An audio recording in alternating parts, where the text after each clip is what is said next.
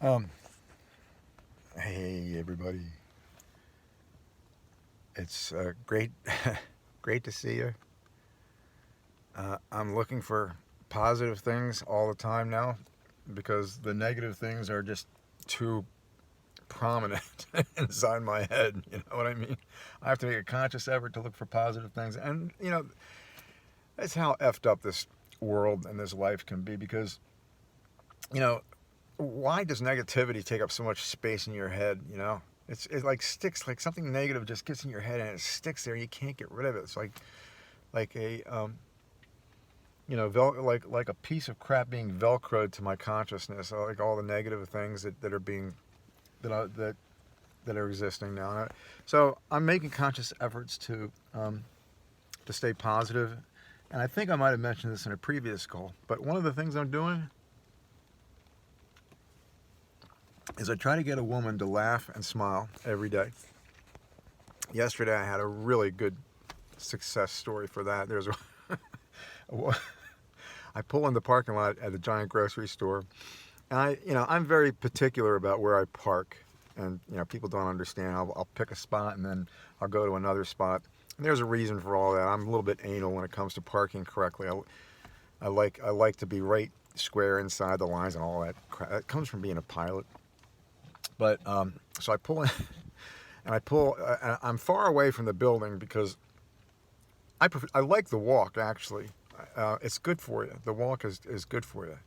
Although sometimes I'll try to park closely, but the bottom line is I want to be in a pull-through spot, meaning that I don't want to put it in reverse and back up when the time comes to leave. And that can just run into problems, and I've had problems and accidents where I'm putting it in reverse and I'm as careful as I can be, and I still bump into something. So I've gotten in the habit of I'll drive all over a parking lot to find a pull through. Okay, so this lady, I'm parked next to like a blue SUV. I don't know what kind it was. I think it might have been a Jeep. And the horn starts going off. The car right next to me, right where I pulled in.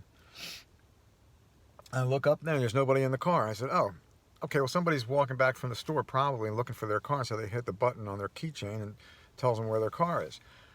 The horn goes off and it honks for about 5 or 6 seconds, goes on, and then it honks for about 5 or 6 seconds and then turns off. I said, okay, problem solved. Then about 15 seconds later, it goes off again. It goes on again. The horn goes on. You could say it goes off, but really when it goes off, it's going on. The art of communication, eh? And I looked up there again, and I still don't see anybody around the vehicle.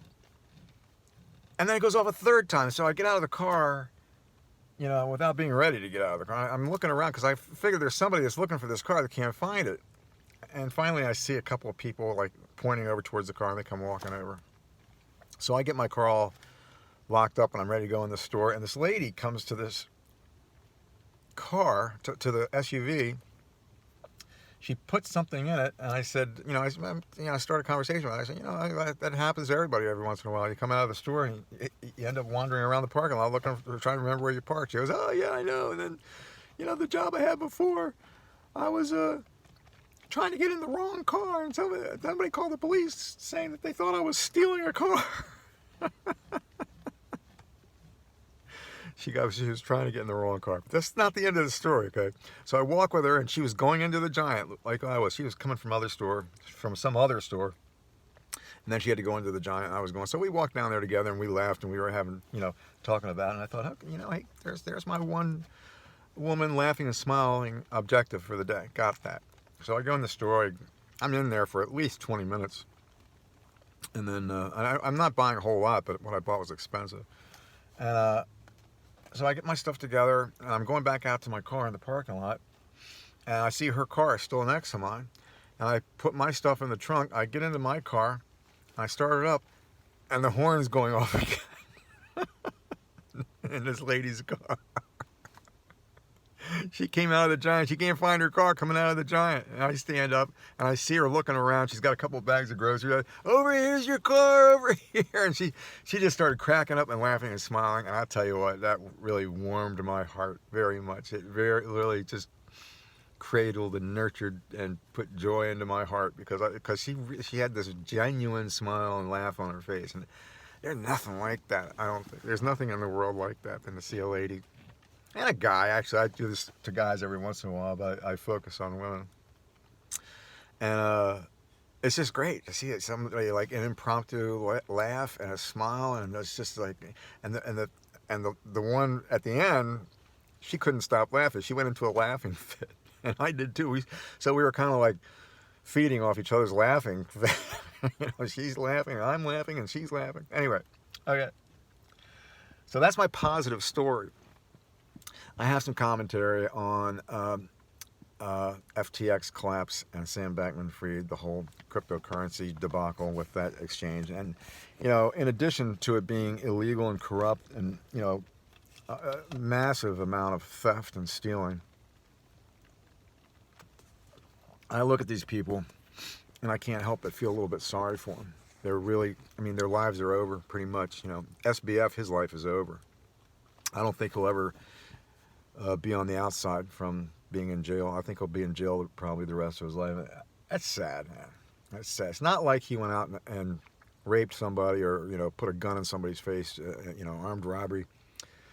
But what he did was pretty bad. And everybody's trash talking Kevin O'Leary now, and I never liked that guy. I've never liked him. He's just been a liar. Like, he'll say or do anything to promote his own interests. And when I know that somebody's like that, I just stop listening to them. But Tom Brady, supposedly, it came out yesterday. So today's December 27th, 2022. It came out yesterday. It's the first time I heard it. That he may have lost $650 million. And I'm laughing because it's absurd. It's theater of the absurd. Tom Brady is this godlike, iconic football player, and he can do no wrong. Well, he did something wrong here, I can tell you that. And he's kicking himself in the ass, I'm sure.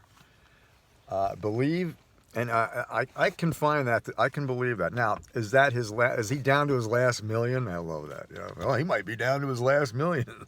I just want to get up to my first million. That'd be a nice objective for me. So anyway, back to Sam Bankman-Fried and Carolyn Allison. I really feel sorry for her because I think she got just swept up in the mania of it and didn't understand consequences of the actions that she was taking. I think she got in way over her head and was probably submissive to SBF, who was telling her what to do. Now, so SBF, he's got this demonic kind of identity now in the general public, and this is what disturbs me about our country and our culture. We're so quick to judge, We're so quick to point a finger. And I can tell any of you that are saying right now that you think I'm full of BS, okay? Think about that. Think about what they did. They committed sins of greed, avarice, all the things that people want in life.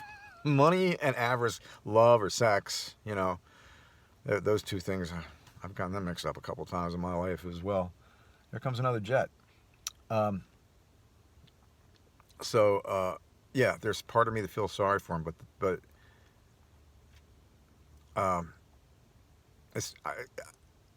you're innocent until proven guilty, right? So Carolyn Allison and the other guy, Dave Wang, I think his last name was Wang, they've already pleaded guilty to fraud, and they're turning on Sam Bankman-Fried, and that guy, he's really looking at some bad times in the future going forward. That's sad, You think about it. I don't have a whole lot to look forward to at this point in my life. I've had a couple of debacles, especially in the last couple of years, that have just kind of like, like a deer in headlights. I'm like, okay, what am I going to do with my life? But I do have some choices that I can go, directions that I go. He doesn't have any choices or different directions to go. He's going to be looking at the jail bars. Now, I've said in the past that I think that we're too soft on white-collar crimes. Not this one. 120-year sentence. Well, it's a death sentence. You know, I got to spend 120. I'm not going to make it 120 years. He's 30, so he'd be 150 when he gets out. I don't think that's going to happen. Oh, the one part that I wanted to make sure that I got across was his bail. So his bail is $250 million, $250 million. You got to come up with 10% of that. Now, he's been telling everybody since he's come back from the Bahamas, I'm broke, I don't have any money, I only got about 100 grand in the bank, I'm not even sure about that. But somehow he comes up with the 250 million. Well, it was his parents that put the money up. And they put up collateral as collateral, their $4 million house out in California. Okay. So they're in it up to their necks. However, Sam Bankman-Fried was giving everybody money. Man, his employees, huge bonuses, loans. Turns out he gave his parents some money too. Now, it might have been money for services rendered. That means they're employed by FTX. That his parents were employed by FTX and Sam Bankman-Fried, SBF. So think about this now. The parents came up with the money for his bail. He was using his customers' money illegally to do all kinds of stuff. It's just unbelievable. He didn't know.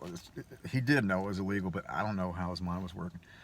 But the money that he stole from his customers, he gave some of that to his parents, and now his parents are putting up his bail.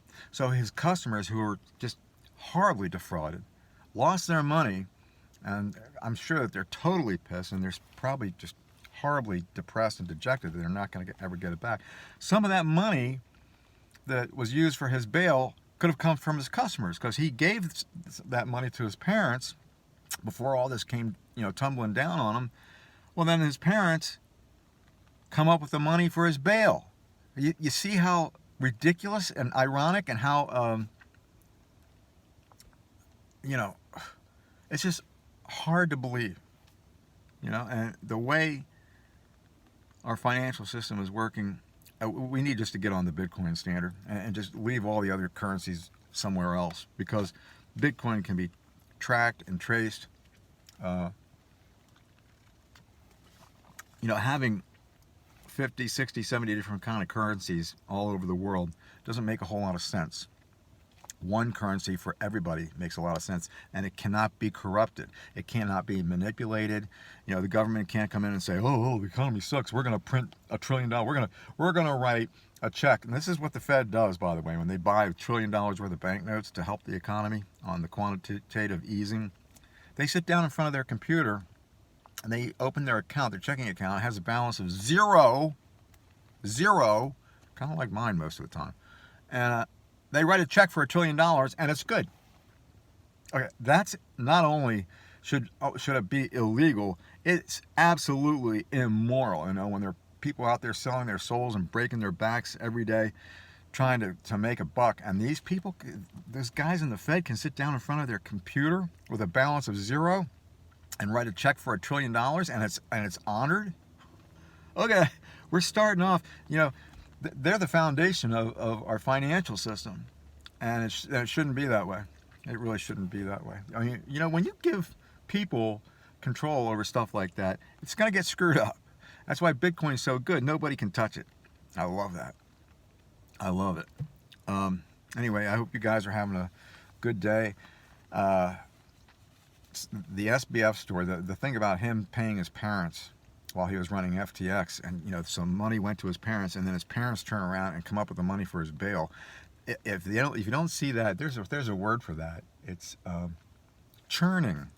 That's what it is. That's a really kind of aberrant way of defining churning. Churning is when you do something, when a stockbroker buys and sells for a client, and they don't know about it, and he gets a fee every time they buy and sell, but he's not doing anything for his client. He's just lining his pockets with the fees that he gets for trading on behalf of his client.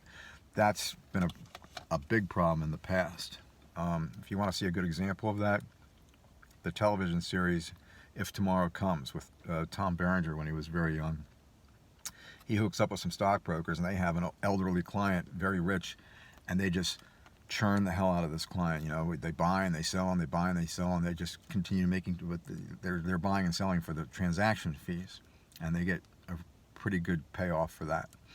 So, but this, in a way, this is churning because FTX pays Sam Bankman-Fried's parents for services rendered. So the parents have some of that money from FTX, and then the parents turn around, have to come up with the bail money, the $25 million of the 10% of the $250 million to give SBF out of jail.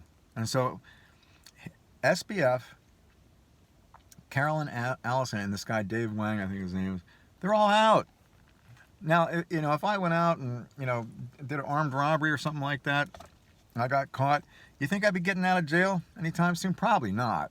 I wouldn't think that they'd allow me to post bail and get out of jail if I did something violent like that. But, there's virtual violence, which is what happened with FTX, and there's physical, real life violence, if you get a black eye or something. So there's, two kinds of violence. But let me tell you something, that when those poor customers of that exchange, exchange is supposed to be a place where you just put your cryptocurrency or you put your money, and it's there, and you go in and you can trade it, you can take it out, you can put some more in. But he took his customers' money and sent it to Alameda Research out in California, and they lost it all. Carolyn Allison, who was running Alameda Research, she's in way over her head. Way over her head. 27 years old, and if you listen to her in that short interview that's all over the internet, there's an interview of her that lasts maybe 20 seconds, and it's the only one of her. She's not out doing interviews like Sam Bankman-Fried did, so she's a little smarter than he is. The story goes deeper than that. He gave all kinds of money to both political parties. There's another jet, there's two. So where are all these people going today, huh? The football game was in Dallas. It's Tuesday. I don't know where these people are going. The airport looks pretty busy. Anyway, so I hope that all sits well with you guys. It's 2 days after Christmas. I hope you had a great Christmas. I had a remarkably good holiday this year, and I did not expect it. I really didn't expect it. I saw my grandchildren and 2 out of 3 of my children on Christmas Day. That was really nice. And I've heard from some people that it was kind of unexpected, It's like over the holidays when you hear from some people that it's kind of, you didn't expect it, or, it's kind of a surprise. It's pretty cool. And that makes for a better holiday for me anyway. Okay, well, my dog wants to get out and run around a little bit. So we're going to take care of that. And peace, you guys. I just hope you're staying warm at wherever you might be. If you're anywhere around here within a 200 mile radius of where I am, you're not warm. It's going to be below freezing through today. So it's been below freezing from Thursday afternoon all the way through today. And tomorrow morning it's going to stay freezing. That's Thursday, Friday, Saturday, Sunday, Monday.